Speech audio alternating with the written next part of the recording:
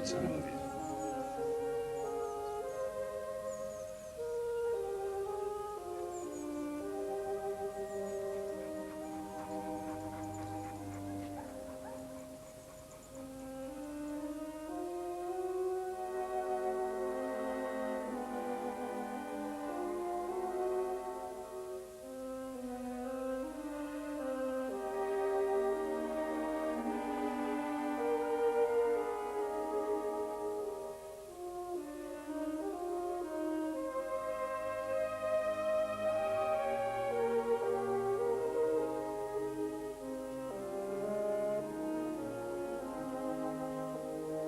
So a star with your name above the title for over 40 years.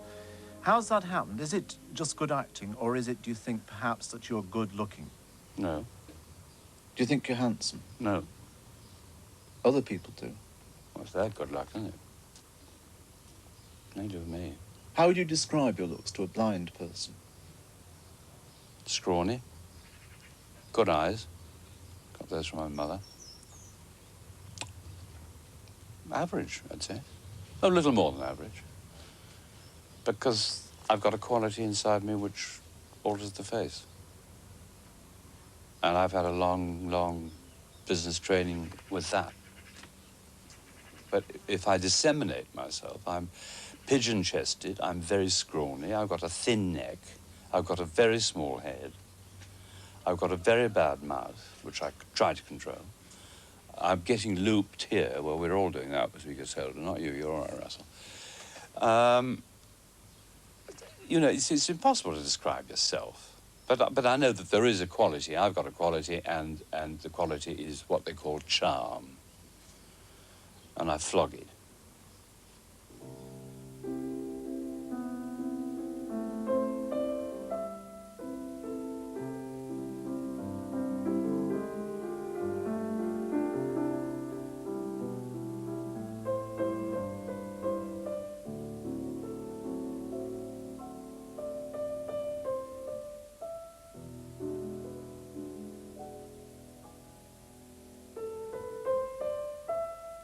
In your 4 autobiographies, and particularly in the latest, which you call Backcloth, you've written about the war, the last war, as the single most significant thing in your life.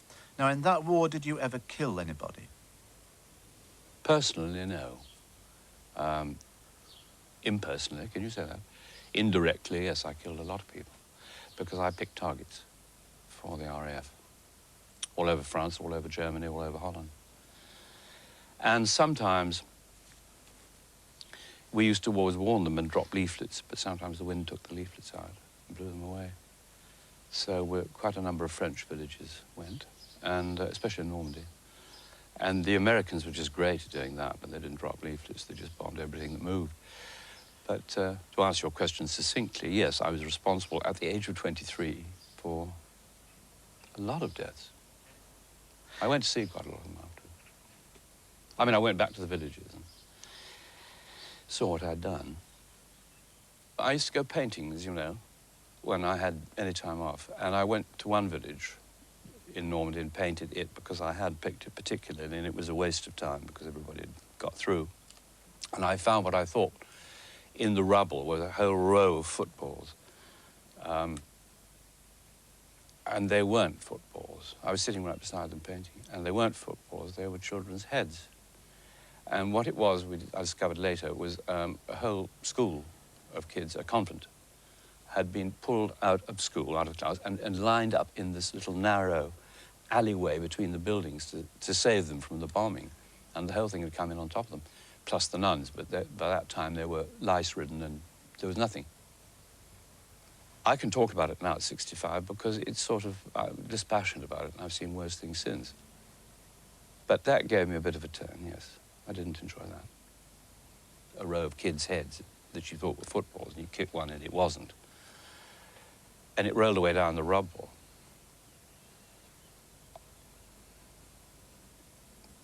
Kind of pulls you together. But in the things you've been talking about, you just said that you saw worse things than that. Well, that was very small fry. I think it was on the 13th of April, I'm not quite sure what the date was. in 1941, we opened up Belsen Camp, which was the first concentration camp any of us had seen. We didn't even know what they were. We'd heard vague rumors that they were there. I mean, nothing could be worse than that. The gates were open, and then I realized that I was looking at Dante's Inferno. I mean, I still haven't seen anything as dreadful. I never will. And a girl came up who spoke English because she recognized one's badges, and her breasts were like sort of empty purses. She had no top on, and a pair of man's pajamas, you know, the prison pajamas, and no hair. But I knew she was a girl because of her breasts, which were empty. And she was, I suppose, I don't know, 24, 25. And we talked, and she was, you know, so excited and thrilled. And all around us, there were mountains of dead people. I mean, mountains of them. And they were slushy, they were slimy. So when you walked through them, you tried not to, but it was like, well, you just walked through it. And there was a very nice British MP, and he said, you know, don't have any more. Come away, sir, if you don't mind, because they've all got typhoid, and you'll get it, and you shouldn't be here swanning around. And she saw in the back of the Jeep the unexpired portion of the daily ration wrapped in a piece of the Daily Mirror. And she said, could she have it? And he said, don't give her food, because they eat it immediately and they die within 10 minutes. But she didn't want the food, she wanted the piece of Daily Mirror. She hadn't seen newsprint for about 8 years or 5 years or whatever it was she'd been in the camp for. So she folded it. You know, it's quite a big double sheet, isn't it, the Mirror? About that size. She folded it up into little pieces, talking all the time, chattering away with this funny broken accent. She was Estonian. And then she hid it, I can only say, on her person. She folded it up. It was quite hard to do, and to hide it there. That's all she wanted. She gave me a big kiss, which was very moving. The corporal was out of his mind, and I was just dragged off. I never saw her again. Of course, she died. I mean, I gather they all did. But I can't really describe it very well. I don't really want to. I went through some of the huts, and there were tiers and tiers of rotting people. But some of them were alive underneath the rot and were lifting their heads and trying. You didn't make me bluff, didn't it? Trying to do the victory thing. That was the worst. Sorry.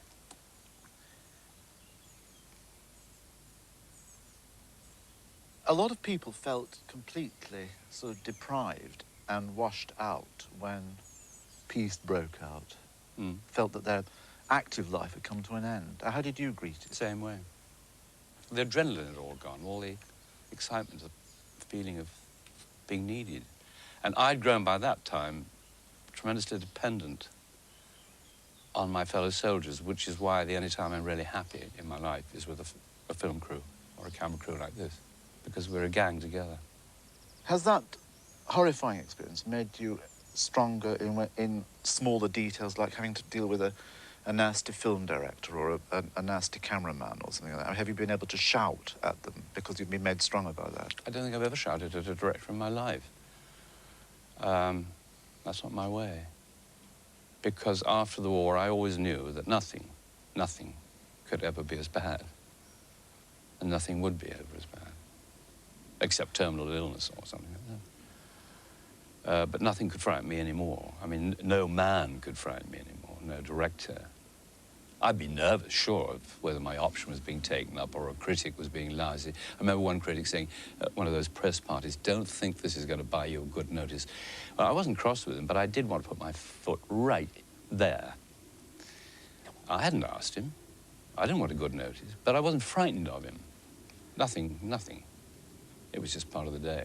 Nothing could be as bad as the war was, or the things I saw in the war. Why did you elect to come here then after the war and after the successes of films? What was this particular plot of earth? I mean, why did you not live in Paris, for instance? I don't like cities. And I wanted to live in Provence because it is a very amenable climate. It was just a farmhouse, a shepherd's house. So we did it, you know, I had to do it all from scratch. But it's my pad, with a few of the things that I've liked best around me, that's all.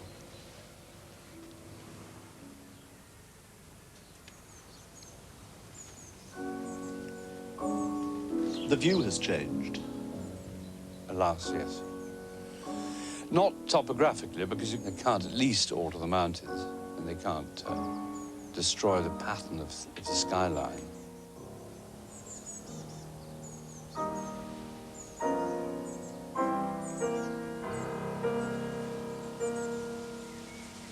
When I came here, I couldn't see anything. Now where I'm sitting, I can see the industrial town for Grasse, which is about 40, well, it's not very far away, but, you know, they shove the peasants into blocks of flats.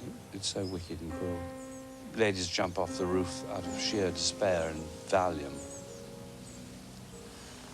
But they're selling up because they can't work the land. It's better, you know, it's easier to be in the checkout at Monoprix.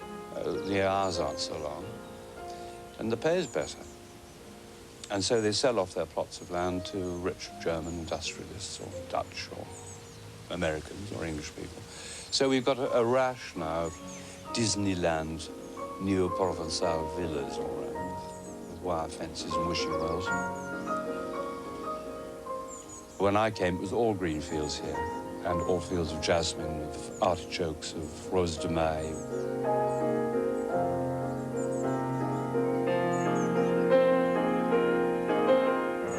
When you turn to the back of each of your 4 autobiographies, the name that figures most prominently and is covered most frequently is that of Tony Forward. Now, he's your manager and he's your closest personal friend. Do you count yourself blessed in him? Oh, yes, very much so. He found me on the stage in Rep when he was a young... He was in the army, but he was an agent, about to be. And said he thought I might have something. I was 18. And we made a pact that after the war, because we thought it would only last a year, that I'd go and be represented by him, and I've stayed with him ever since. But it's more than an agent and client relationship, isn't it? Because you share this house with him. Yeah, he's here. Whose house is it? Mine. And whose taste is reflected in the house? Difficult to say, really. It sort of grew like topsy all around us. I mean, it is a house of exquisite taste, and it does seem to have a kind of unity on it. I wondered whether you had created it together. No, it just sort of happened. It grew. It's all just... I mean, you're very kind. But it's only all the junk that was, you know, came from the houses in England. It's all just shoved in here in a white room. It looks better. When you and Forward are here at home in the evening, and everybody... Well, so when we've gone, do you have post-mortems on how the day has... But if you're inferring that we might sit down knitting and pulling rugs, forget it. That doesn't happen at all. No, I wasn't inferring that. I was asking... No, there are no post-mortems. I listen to BBC World News at 8 because I want to know if I have to put a sheet on the lawn saying, help, get me out. You know, like they did in Cyprus and all those other places. And sometimes it's quite fun to see what Mrs. Thatcher's cocked up. There's a side of you which can be, when it wants to be, rather waspish. I don't know. Do you recognise that at all? I can be taken so far and no further. I don't think that's being waspish. I have lost my temper, but I suppose about 5 times in my life, and it's extremely unpleasant. Because I store up all the things I find as faults in people and let them have it full in the puss. It's not a very beguiling habit, but it's my way of reasserting. Because I'm very often taken for granted because I'm so cuddly and so dear. I ain't. I didn't survive this far by being cuddly and dear. People have to be taught a lesson sometimes, but it's very rare. You're also a highly polished answerer of oblique questions. I mean, you know that's... I don't mean that. And then you've got that little answer there on your arm to well, open up I the know door. perfectly well that all my life, when I sit in front of an interviewer, and you're not excluded, that you dig, all of you, dig elephant traps or tiger traps. And I know where they are. You can cover them with bamboo poles and bits of leaf, but I'll get round them. I've fallen into one or two in the past and made up my mind I would never do it again. So that's why I'm a little bit defensive, perhaps, and a little bit spiky, perhaps. Even a kind of sense, in the same Or sense... avoiding questions by Yeah. elliptical remarks. Right. But you see, in a way, you've done that by a very carefully edited picture of yourself, haven't you? By a careful structure of autobiography. You will allow people to know what it is you want them to know about you. There is no totality of a picture. There is a complete totality of a picture as far as I'm concerned. But it's all there if you want to read it. But if you're not very bright, you won't get it. You have to read between the lines of everything I ever write anyway. In a part of Backcloth, you say this: the hermit crab syndrome was firmly fixed, and I only quit that shell as I grew older to find another more suited to my size, but still a shell. Mm. I dread and still do dread possession. Mm-hmm. Nobody's ever possessed you. No. And you've never felt the need to be possessed. No. Family. I mean, I would mind not being possessed by family. But I have a sense of... I have no sense of possessions, if all, you know... I don't mind. As long as I've got a little bit of money in my pocket and some ciggies and my bottle of booze in the evening, that's okay. And somebody to talk to. Yes, I think you have to have someone to talk to. But I don't talk very much. I get loquacious on aeroplanes.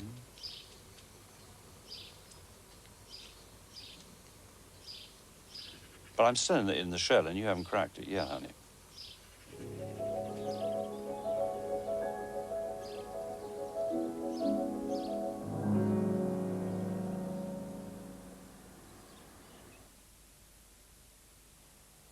Diane Carroll, her dramatic life story is exclusive in this week's Daily Record.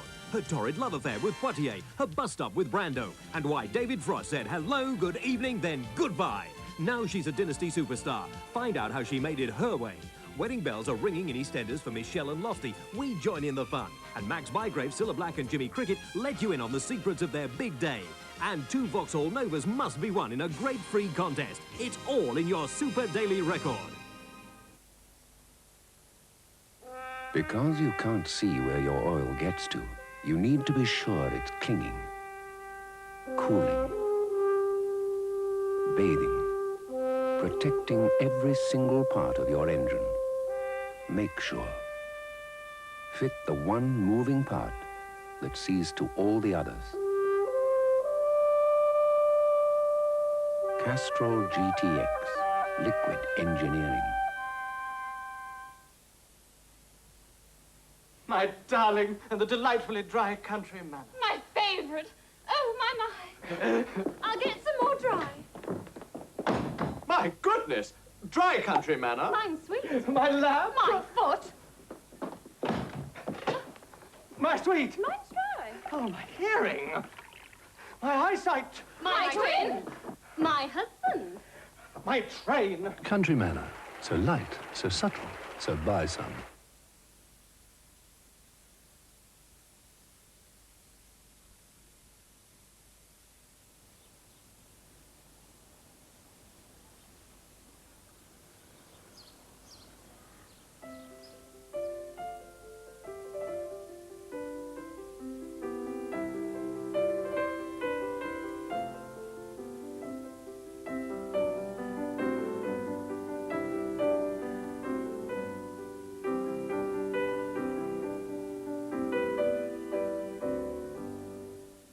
I've worked with some of the most wonderful and extraordinary creatures. from Brigitte Bardot, aged 18, to Eva Gardner, who is one of my greatest and most beloved friends, to Charlotte Rampling, to Glenda, who was an extraordinary experience for me at 60. But, you know, I started quite early, 26. And I couldn't name one that was greater than the other. Maybe Judy Garland was the greatest. How difficult? Because with all her monstrousness, and there was monstrousness. Was there? Yes, there was. But there was no one like her. And there never will be anyone like her. Not ever again. Well, let's just talk very briefly about the monstrosity, and then we'll come to celebrate after that. How did you see her behave monstrously? Out of terror. What did she do? Not my terror, her terror. Yeah. Well, she was ill-advised all her life. She was blackmailed. She was blackmailed by studios. She was fed drugs and potions and pills. I never saw Judy take a drug in my life. I didn't see her take much of it in the way of a drink. I worshipped every breath she drew and supported her all her life. Well, at least for 10 years of her life. This is a film called I Could Go On Singing. Yeah, it was a 3-month movie, 3-month shoot. At the beginning, the crew used to call her Miss Garland. And then, after about that, she said, oh, come on, don't do all that rubbish, I'm Judy. So then, the second week, it was Judy, or the third week, it was Judy. And anyway, finally, it ended up, is it here? Has it arrived? Which was a kind of heartbreak for me. At that time, she wasn't very happy. She hated the director. She was desperately involved financially and in every other way with the family and everything. You know, all those kind of things was the background. But there were moments of such supreme magic, of such, not too strong a word, beauty, and of such professionalism that it sort of broke you in fragments. Did you write a bit for that? I wrote all the scenes that she and I played together. Who decided that you should do that, or why I did you? You did. Well, they were so awful. And Judy said, I can't do this crap, and wouldn't do it, and was going home to America. And I said, well, you know, let's try together. So I used every phrase that Judy ever used in her own life, because the story really was basically about her, although her name was Jenny Bowman or some goddamn thing. And so we sat together in my house in the country in London, in England rather, for days, working out things that she said. One of the things she said, which I've never forgotten and I'll always stick with, she said, look, I cannot be rolled out like pastry and cut so thin and everybody has a little bite of me. I cannot do it. She said that to me once. I said, that's in. I don't want to be rolled out like a pastry, so everybody get a nice big bite of me. Mm-hmm. I'm just me. I belong to myself. I can do whatever I damn well please with myself, and nobody can ask any questions. Now, you know that is not true, don't you? Well, I'm not going to do it anymore, and that's final. It's just not worth all the deaths that I have to die. You have a show to do tonight. You are going to do it, and I am going to see that you do. I turned my back on her, because one day she said, you know, you'll do it. You'll do what all the others have done to me. This is after 10, 12 years of very close friendship. She said, one day you'll do what all the others have done. You'll turn your back, and you will walk away from me. She said, otherwise you'll walk away from me with your back, but facing me in case I throw a knife. And I did exactly that. I didn't feel proud about it, or happy. But there was a time when you had to give her up because she was danger. She was destroying herself, and in doing so, she would have destroyed anybody near her, and especially those she knew who loved her. And I loved her very much. Other side, doves cuckoo, I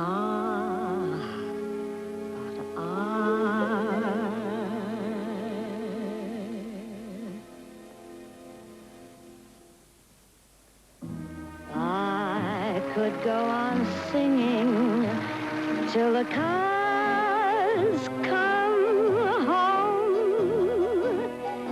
Then the rooster starts to crow, crow, crow. When I see your eyes, I go all out. I must vocalize till you shout. Enough already. I could go on singing till the moon turns pink. Anything from Faust to ink. Kidding, kidding. I was feeding the chickens in a chicken run in my house in Rome. And somebody, the little man who ran the garden, came running through the fields waving a telegram. They were very exciting in the village to have a telegram. And he said, telegram, a telegram, a telegram. So I took it through the wire, and there were all these bloody pullets running around me. And I opened it. It was from a woman I didn't know very well, and she simply said in the telegram, desperately sorry for you, how much you must miss her. I thought, who is it? Who is it? My mother? My aunt? My sister? Who? She was the greatest star we ever had, and I knew it was Judy. Judy had died.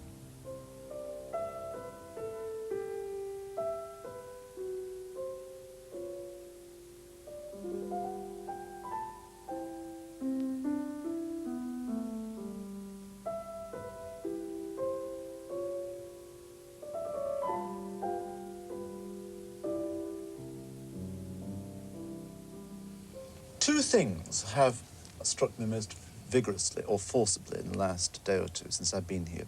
One is that you make constant reference to your age. Now, why is that? Are you surprised by the fact that you're still alive? Oh no, I'm not surprised. I'm a bit angry that I'm so old. Because you know, my time has been cut. Do you feel older? Yeah. Tireder? Not really tired, but I can't do the things I did before, and that's very, you know, annoying. Round about the garden or the house? I can't do all the mowing I did and the work I did physically. And the awful thing is I don't give a damn. That comes with age. And then you know you're getting a little bit older. I used to care terribly about these terraces and spend hours mowing them and keeping them clean. I just wanted it to be well kept and tended. I don't care now, as long as it doesn't look neglected.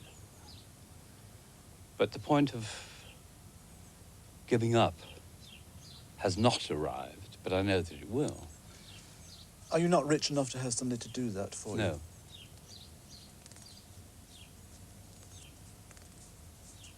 I never got paid very much money in, you know, in salaries, and books don't make a lot of money. I think my beloved sister always thinks I make millions, and all the telespectators say, oh, you must be so rich with all those residuals you get from every time I'm on Doctor in the House at 2:30 in the afternoon or something. I don't get a penny from it, but of course not. We don't get residuals. Now, the second thing that has struck me is that you keep saying that this book called Backcloth is your final part of your autobiography. It's a dead bore to write about yourself all the time.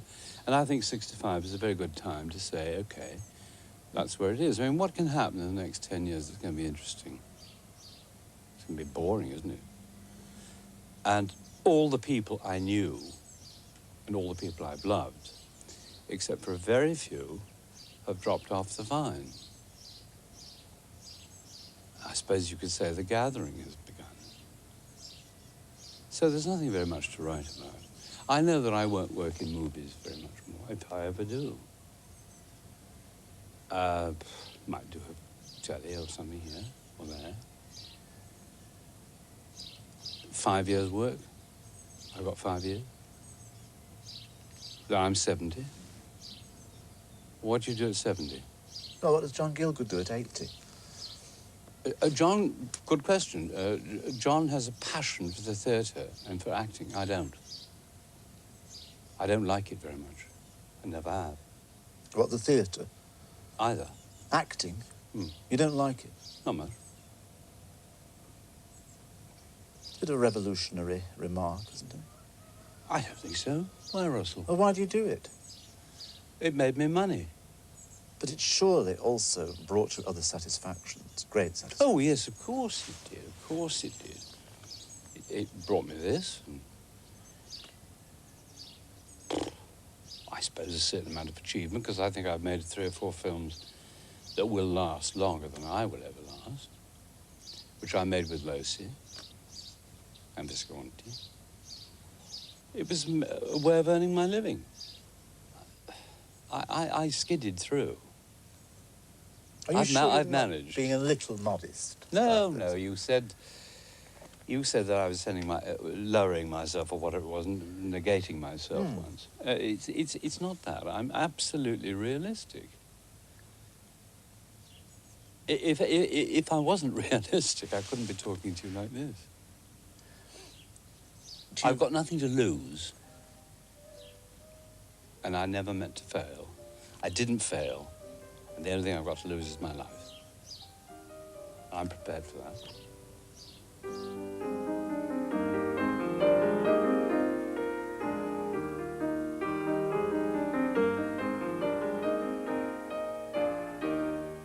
People say that Death in Venice was your most successful film. Now, was that hard to make? It was a 6-month shoot to begin with, which is a very long time, from March till the end of August. We got up at 9, our unit call was 9 o'clock at night, because Visconti wouldn't have anyone wearing, you know, the girls had to have their hair made up. He wouldn't have wigs. And that took a long, long time, because it was set in 1910. I had no makeup at all, except black lines here and a bit of dye in the back of my hair. So I was hanging around from 9 o'clock. We then got to 4 o'clock and had a unit meal. In the morning? And then we had to wait for dawn, which was usually about 4:30, 5, 4:45, because that was the light that he wanted for the Sirocco, that strange steely grey light. So we could only shoot between 5 o'clock and 7. I knew that I had to die in the film. I was rather dreading it. And one morning, Visconti came and said, the day you die. So I said, do I? And he said, yeah, because today is Sirocco. It's starting, you can see it. And I could see the strange haze and this funny little ripple of wind coming. So I was painting into makeup, and they were on the table in front of me, there were about 40 tubes, metal tubes of some preparation. They'd all been scraped off. The enamel label had been scraped off very carefully, but rather roughly with a knife, so I couldn't read what it was. And they started to put it on my face, my makeup man, Mauro. And I said, Mauro, what is this? And he said, well, it has to set firm like plaster of Paris so that it'll crack when you start to knife. So I was beginning by this time to burn. And I had only one thought in my mind. I said, Mauro, whatever you do, don't put this stuff near my eyes, because I knew I'd go blind. I don't know what the hell they were putting on. So I was finally made up with that death mask on. It took 3.5 hours. 4 hours, to be exact. I had to breathe through 2 straws, because it's very difficult to breathe through 2 straws. I couldn't open my mouth, because if I'd opened my mouth, it would have cracked the makeup at the side, you see. And I was put in a chair with my hat on, and it was dreadfully hot, because the Sirocco is very, very hot. And I suddenly saw that instead of dying on my own with my crew around me, that Visconti had invited all his friends from Milan or from Turin or from Paris, from everywhere, led by Alida Toscanini, who was sitting there, all under umbrellas, sun umbrellas, in the shade, having a lovely time, watching my death scene, with large flutes of champagne, and all their instamatics going tick, tick, tick, tick, tick. I thought, how am I going to get through this? Because you get a kind of terror. I mean, I didn't know how to die. I didn't know what he wanted, and I wasn't going to be told because he never told me anything. And his assistant came up, Phil Kokel, and he said he came with 3 sticks, bamboo cane. And he put one in the sand not far away. I couldn't speak. And he said, this is where Tazio and the boy fight, okay?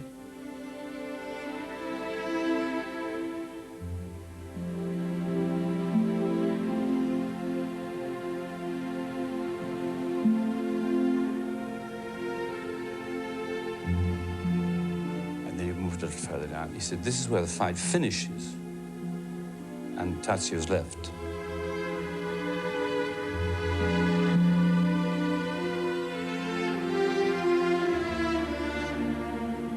And then he went for a long, long way, and he walked out into the sea till his knickers were wet, and stuck the 3rd stick in the sea. He said, and that's where Tazio is saying, come to heaven, it's lovely, okay?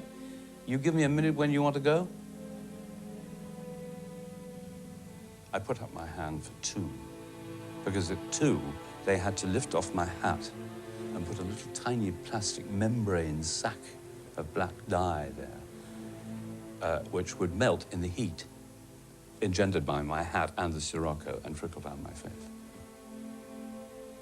And that's what happened. So I died.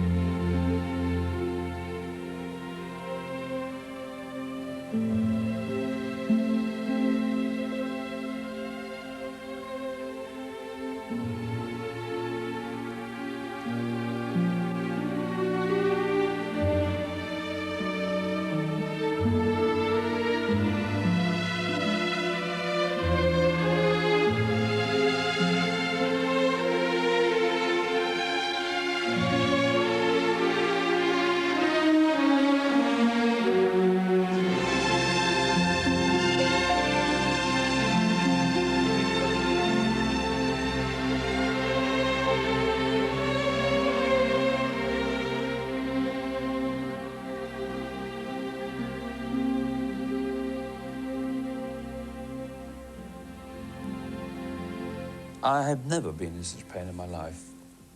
My face was absolutely scalding, scarred. I knew underneath it was scarlet. So they got me back to the hotel, and I couldn't really walk because I was in such pain I was almost going to cry. I got back to the makeup room, and Mara was saying, bravo, bravo, bravo, again. I said, get this stuff off. And you got a kind of chisel and a hammer. That's not true, but you got a sort of gadget and started to hack, and my face came off with it. So I said, leave it for a moment. Just, can't we do it? Is there no other way of taking it off? And Mara said, well, the instructions all were in English. So he gave him one of the tubes, which was half squeezed out. The others had all been used up and thrown away. And they'd scraped, as I told you, everything off, except one little bit at the bottom I read in English. He said, it's very good, it's made in England, it's okay, so it won't hurt you. I was dying of pain. And it said at the bottom, for industrial use only, to remove oil stains from machinery and whatever else it was. Keep away from skin and from eyes, and at all, wash all the time, gargle, do everything. Don't put it near you. And there I was, sitting like a lemon, covered in it, except, thank God, for my eyes, which I had made him stop doing. Well, it took me 4 hours to get it on, and about 2.5 to get it off, because it hurt so dreadfully. And by the time it was off, I looked as though I'd been roasted.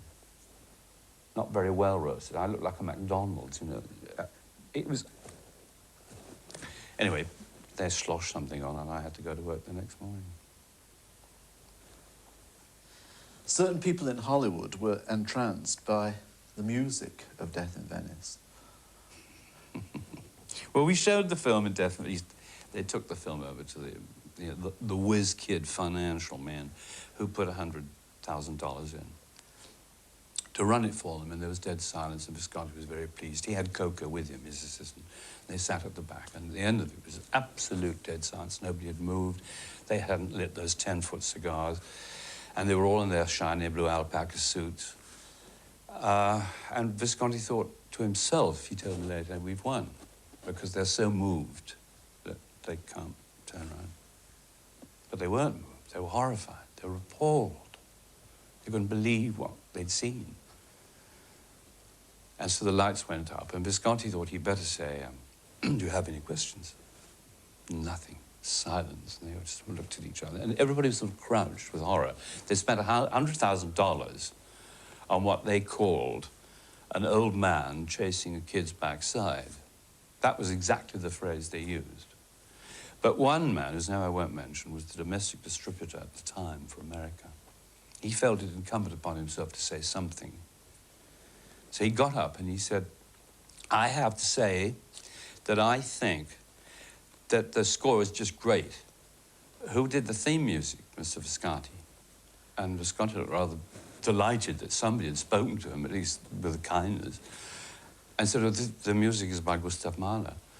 And Mr. XYZ said, well, gentlemen, I think we should sign him.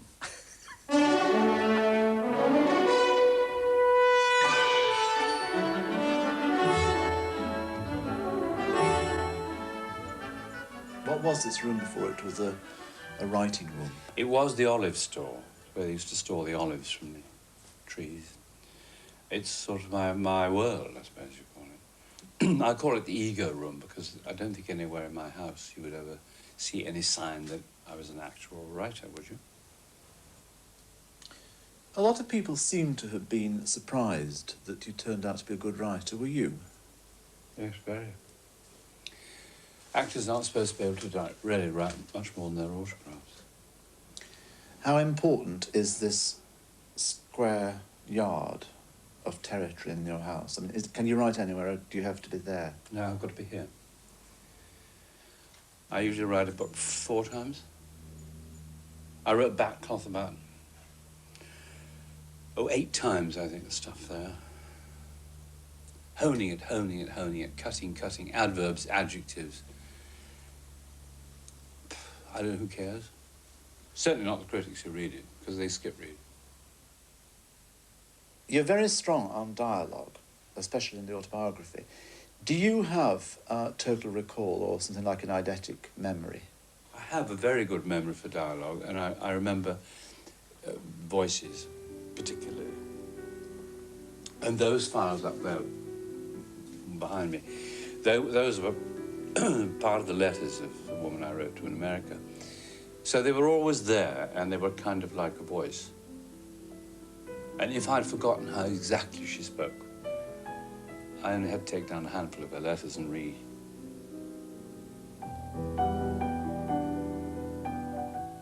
Who was she? I'm not going to tell you. Do you know her? Well, I know her, but I never met her. I never spoke to her. We wrote every day for about 7 or 8 years. Every day. Quite a lot of writing. And when I couldn't write letters, I wrote postcards, so there were millions and millions of them. And she was an American woman who was a widow and sort of forced me to write. And we wrote for 8 years. What about? Oh, anything and everything, because I knew that she was dying. I twigged quite soon she was. And I wrote a lot of fantasy letters. I mean, the letters were real, but I invented things to make her laugh, to paint pictures that she would imagine and see in the hospitals and in the times that she used to call l'heure verte, that awful period of time between 5 o'clock and 7 in the evening when you can't have your whiskey in. It's the sad time of life, right? Of the day, rather. So she wrote, and I wrote, and she wrote and wrote and wrote and wrote copiously and kept on making me write and correcting my syntax, my grammar, split infinitives, and she never corrected my spelling. taught me how to paragraph. It was a correspondence course, and practically it became a love affair. Isn't it strange? I was just going to ask, that was the next question, but you preempted that. But what kind of love would it be? Oh, it was a totally imaginary, sterile love affair. It couldn't be anything else. I believe, I have no idea who she was. I picked up a little bit since she's died, but I do know the only clue she gave me, and because she lied as much as I lied in my letters, which, as I said, were fantasy letters. I do know the one clue she gave me was that when she was 12, she made a pass at a steward on the Lusitania. So that had to make her quite an elderly lady. Well, when I finished Backcloth, which we're talking about, I've said in the front that I would burn everything that I ever had that belonged to her or came from her or was written to her, because all her letters were sent back to me by her daughter when she died, who was a very sweet and very kind woman. And this huge box came back full of all that, and I burnt them all. I burnt all my war diaries, my letters to my father. There is nothing left of me at all written. Why? I've written 4 autobiographies. I know who I am, I know where I am, and I don't see any point in somebody a long time later riffling through the memorabilia and the debris of my life, and especially all those years of letters to somebody I wrote as a spur to keep alive. They weren't true. She knew they weren't true. She knew I was exaggerating. I didn't have Dom Perignon for lunch every day, and I exaggerated everything to make it more glamorous, to make it more joyful. If I talked about violets, they weren't wild violets growing in the trees around here under the olives. They were Parma violets. When it's balls, of course, it's rubbish. But I made them Parma violets because she adored Parma violets. So if those things are found when I go, they won't be true. They won't be representative of me any more than my letters were. Well, were the war diaries representative of you? Very, very. But Well, they were so gauche and so naive. And I picked the best of them out and put them in the diaries, untouched, in the autobiography. They're untouched. They're exact as I wrote them. I haven't changed anything, even the spelling. It's the attitude and the action of a very orderly man, isn't it?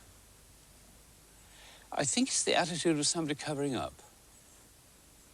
Somebody covering up from people who don't know and don't understand and never have known. A generation that thinks, oh, well, that's what you must have been like. And you weren't like that at all. It was part of you. Of course it was part of you. But read in cold light, they would be wrong. And in any case, they're my private writings. And I put them all in the books, as much as you need to know, and that's it. So they've gone. And my manager forward said, when we burnt them, when I burnt them, he said, well, there's this great pile of ash, it's just up there if you want to go and shoot it in close-up. That's a part of your life in ashes.